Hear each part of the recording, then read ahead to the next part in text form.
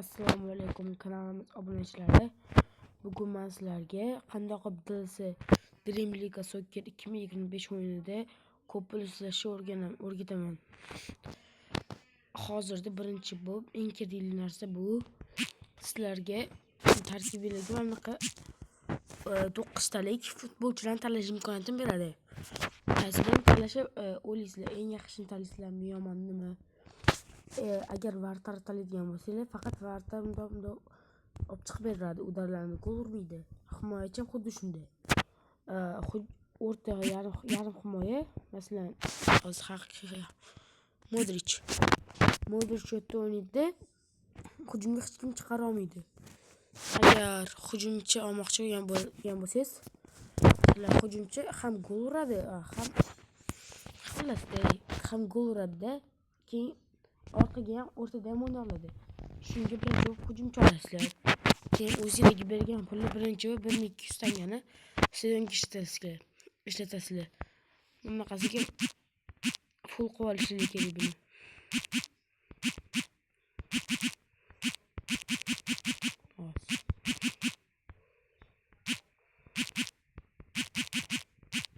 Shunaqasiga full qolganinglardan keyin sizlarga mana bu yerda 52 tanga beradi.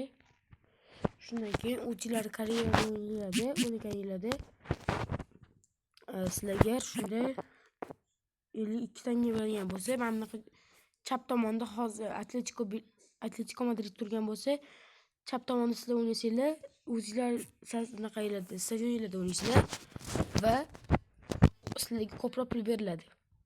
Keyin asosan karyera o'yinlarini o'ynashingiz kerak. Keyin DLC'da yangi qo'shilgan stadionlarni olishga maslahat beraman. Masalan, buni 1250 tanga yig'ish mumkin. Buni olsanglar 57 tanga ko'p bonuslar beradi. Keyin yana mana bitta narsa ham bor. Razmisheniya. Men hozir bitta kuchaytirganman, yarim yulduzcha. Sizlar agar mana shuni 4 yo 5 yulduzga chiqarsanglar, o'sha kuchaytirmasanglar ham bo'ladi. Triumfkani ham bitta kuchaytirib qo'yinglar. Men bu yerga sxemalarni ochib beradi.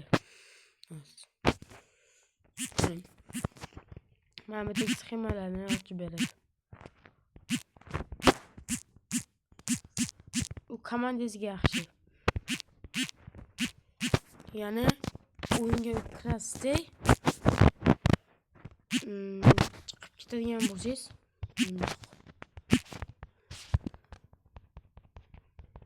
Essa é a formação. Mana bu yerda besplatный moneta deb yozib qo'ygan yashil rangda. O'shani ustiga bossanglar, tekin qilib beradi. Pul. Keyin hisobchilar o'ynashingiz kerak. Asosan meniki hozir 10-tirda, sizlar 20-tirda bo'lishingiz kerak. 20 bilan 15 orasida ushlab turinglar. Oson bo'ladi. Keyin Dream Poist bu nimaligini hozir sizlarga tushuntirib beraman. Mana klassik o'yinchilar keladi. O'shalarni yig'ishga narsa bu. Yig'ganinglardan keyin shu klassik o'yinlarni olsangiz bo'ladi. Bular oson o'yinlar. Hech qachon 100 tangalikni ishlatmanglar, 100 olmasligini. Mana bu karyera o'yinlari bilan sabitlarda ko'paytirib beradi.